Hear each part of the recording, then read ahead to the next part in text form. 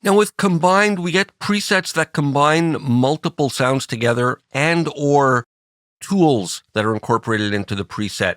And we can search here by library, and yours might look different. It depends which libraries contain combined presets, but let's say we'll go into Kontakt, and we can search for ones that are tool enhanced only, so combinations that include, for example, phrases or chords, or I can show all banks.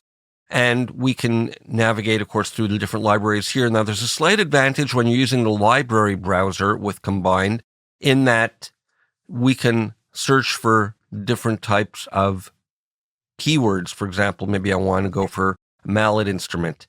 And here we can see it's combined with phrases tool.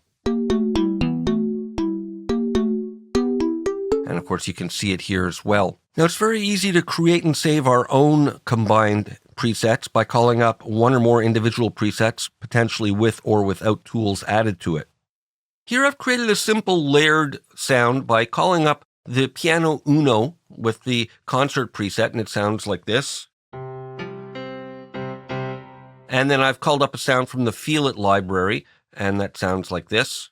And the two together.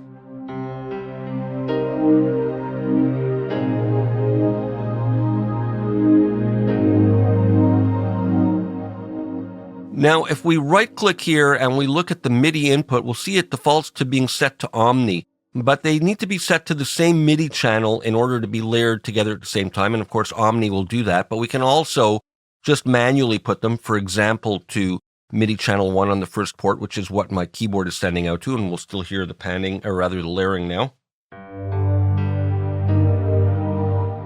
And if we go under View and we look at the instrument header, we can see here when we look in the Info tab that the channel is set there, and same thing here on the Info tab, and it mirrors what we've set here, so we can change it from either place. Now let's say I want to save this combined preset to recall it in another project. I can go under the File menu, and I can go Save As for the individual instruments, or I can save the multi. So let's give this a name, and you'll see here it's defaulting to the location of my sample library, which is on my sample drive, Native Instruments, Kontakt Factory Library 2, Multis, and then in here. And let's just add my initials to the end, and we'll call it something like layer. So now here I am in an initialized instance, and I can go under the File menu, and it's there in my Load Recent menu item, but I can always just go under the Load menu, and of course you can save these wherever you want. And here's the one that I've just created and saved. I'll open it, and there's my layered sound. Complete with the volume offsets saved. Now let's say I want to have a multi like that, and I want to have the different sounds appear at different outputs within my DAW. I'm going to call up Kontakt 8 again, and this time I'm going to call up the multi-output version. I'll go with, let's say, 8 stereo, 8 mono, and it's calling up a multi-output instance that looks the same, and I'm going to start by loading in the preset that we just created, and they're going to default, of course, to coming out the same output. But what I can do now is create additional outputs here in my DAW, and all DAWs are similar to this. This is how you do it in Logic Pro. And I'm going to switch now to Classic View, and then in here we have this new option for outputs to become enabled, and we have different configurations here. And I'm going to just load one of the default factory configurations for 8 stereo and 8 mono outputs. So now what I can do, and you don't have to stay in the classic view if you don't want to now, but here are my two instruments with the instrument headers, directly from the output field in the header, and I'll just switch back to the default view so you can see that you can do it here as well, but of course we have to make sure the instrument headers are showing. We can now assign it to the individual output, so I'm going to assign the piano there, and then I'm going to assign this one over here. And now when I play my sound, you'll see it appearing at the separate aux tracks in my DAW. And then, of course, I can easily process these individually with different plugins. And I can also optionally save my multi like this, so it will recall now with the multiple output configuration. Here's another scenario. I've got the violins, violas, celli, and basses loaded in, all from the default Kontakt Factory library. And I'm going to view, or enable rather, the view for the instrument headers. And I want to change the MIDI channels for each of these to be unique so that I can trigger them all individually within my DAW and program separate parts. So that one's MIDI channel 1. I'm putting this one to 2. I'm going to set this one to port A, MIDI channel 3, and then this one to MIDI channel 4.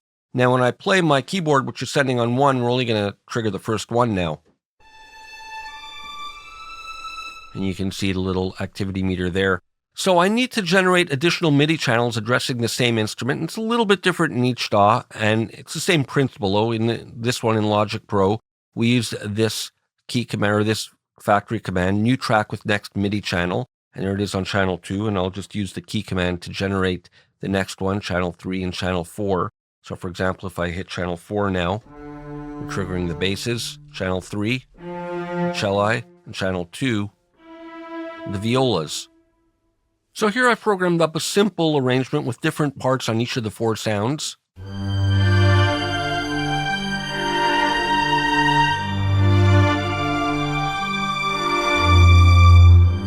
And we can do the same thing by setting them to multiple outputs. So I'm going to jump back to classic view for a moment, and I'm going to make sure that outputs are enabled. And I'm going to call up that same preset that I have here under the factory. And you can create them manually, but it's just as easy to do it from here. You don't need to reinvent the wheel. And I'm going to jump back to default view. I find that a bit more comfortable to work in. And I'm going to set these to the individual outputs. So I'm going to route that to 3, 4. And then the next one I'm going to route to 5, 6. And the reason I'm skipping the first one is just the way this DAW works. I don't want it going on the main output. So now I'm going to put that one to 7, 8 for the MIDI channel 3 instrument. And now MIDI channel 4, the basses. I'll put that one to 9, 10. And I'll create my additional outputs here. And now as we see and hear it playing, we'll see and hear it arriving at the different physical outputs in my DAW. And I can pan.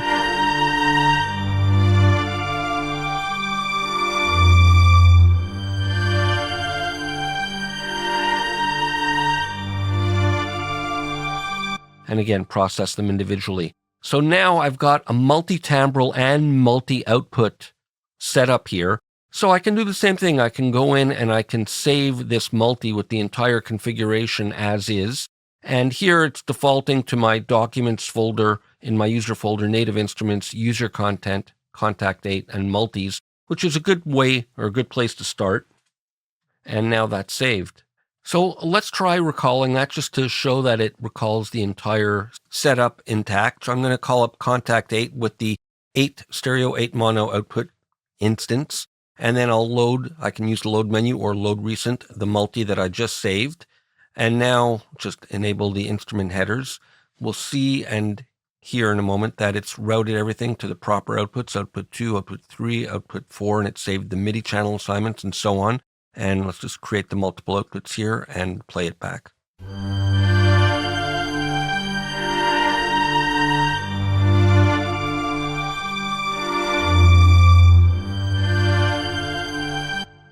We'll continue with more in the next video.